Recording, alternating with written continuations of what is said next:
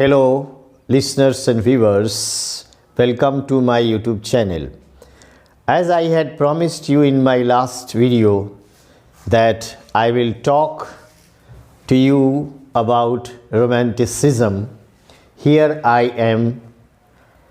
Now, before I come to that point, I would like to tell you that these are the great or major poets of Romantic age.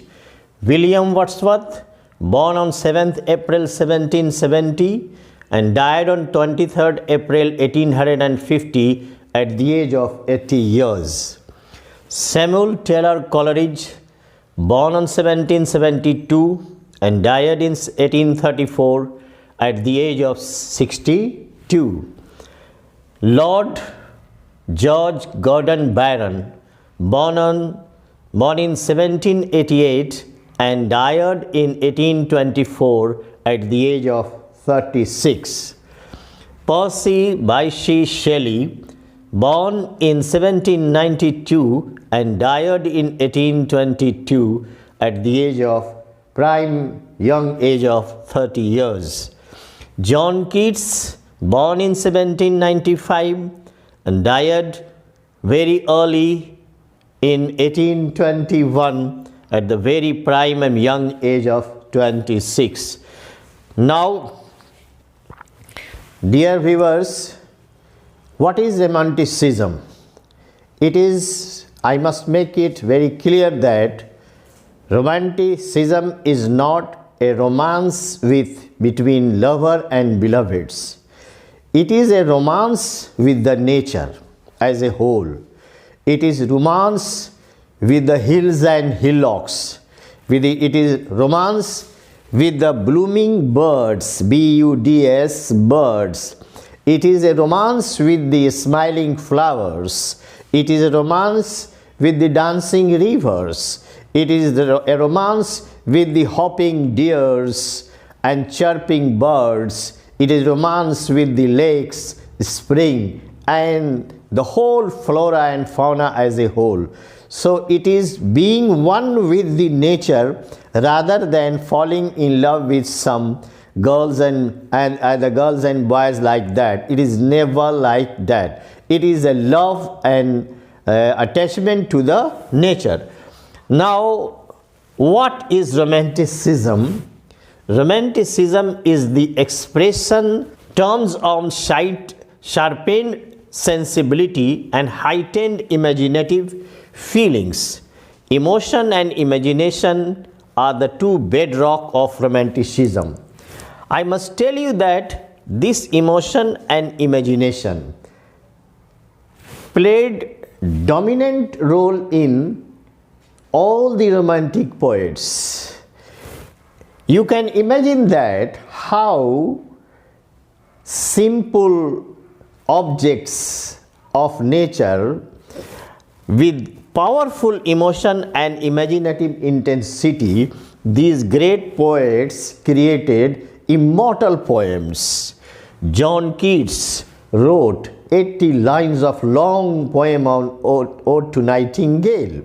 A nightingale is such a simple bird. Shelley wrote a Skylark and the West Wind. And even Wordsworth wrote on childhood a very long poem, Ode on Intimation, on the recollection of early childhood. So these are the two characteristics, emotion and imagination played great roles. In the Romantic poem, the two prominent elements that constitute Romanticism are curiosity and desire of beauty. This desire of beauty is prominently seen in the poems of John Keats, where he says, beauty is truth and truth beauty. A thing of beauty is a joy forever. Its loveliness increases. It will never pass into nothingness. Romanticism is liberalism of literature. It is liberty and freedom. In the 18th century poetry was constrained in set patterns of rule. The poets had set hard-hitting rules and regulation the poets have to follow. Any deviation from any poet was frowned at by the mentor of thoughts of the then period. Now, this poetry of 18th century was merely depicting the pictures of coffee and club houses, the artificial decoration of drawing rooms, whereas the poets of Romantic age deviated from it and they transferred poetry from town and city life to countryside, to village side. They talked of the natural beauty of nature and loveliness of nature. Supernaturalism is also one of the greatest quality of Romantic age. It is this supernatural note that gave this poetry mystery and wonder.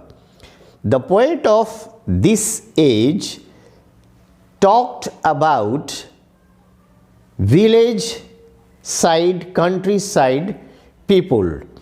They asked the readers to move to the countryside.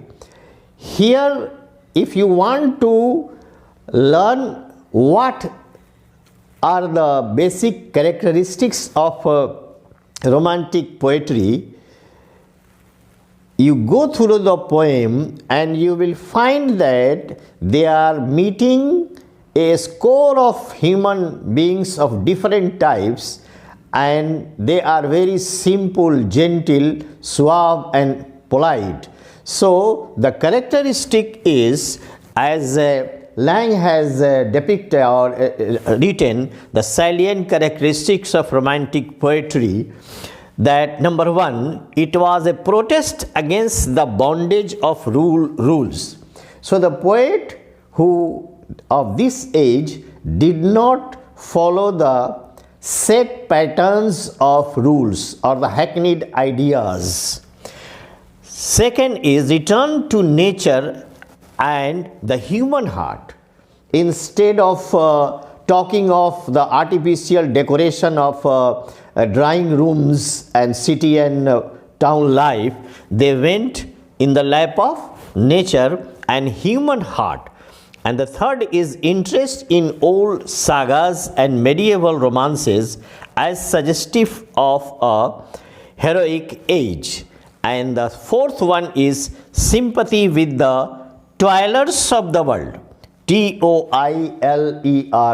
toilers, the laborers type of people, the farmers, the tillers who live in the villages. They are very simple, they are very gentle. What they look, they are within themselves. So it is a sympathy with the toilers of the world. And fifth one is emphasis on individual genius. The poet of this age talk of individual genius rather than following the hackneyed ideas and beaten track.